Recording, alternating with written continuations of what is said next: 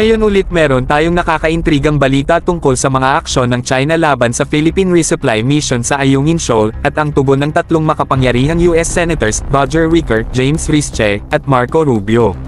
Pinabatid ng mga senador na ito ang isyong ito kay US President Joe Biden, at hinihiling nila na suportahan ng Amerika ang Pilipinas sa pagpapatuloy ng mga mahahalagang resupply missions at sa pagtutol sa pagsalakay ng China. Malinaw na mensahe ito sa China na ang United States ay seryoso sa kanilang mga pangako. Hindi magpapalampas ang US sa mga subok na ito ng China sa kanilang pagiging matatag at sa halaga ng kanilang ironclad commitment na ipagtanggol ang Pilipinas mula sa mga armadong atake, ayon sa 1951 PH-US Mutual Defense Treaty. Pero ano nga ba ang magagawa ng US para tulungan ang Pilipinas sa ganitong kritikal na sitwasyon? Ayon sa mga eksperto, ang pinakamahusay na maitutulong ng US ay ang pagbibigay ng mga weapon systems tulad ng mga barko, eroplano, missiles at bala, artillery, at mga kagamitan sa Armed Forces of the Philippines at Philippine Coast Guard.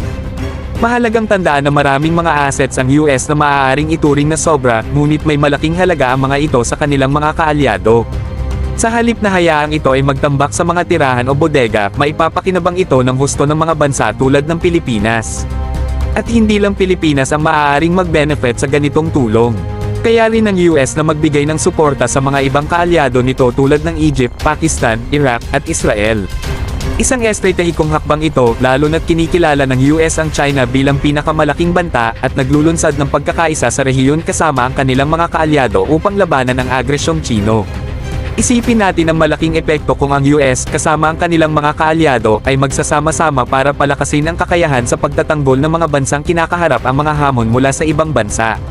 Ito ay magpapadala ng malinaw na mensahe na sa pagkakaisa, katatagan, at determinasyon, malalampasan natin ang anumang mananakop.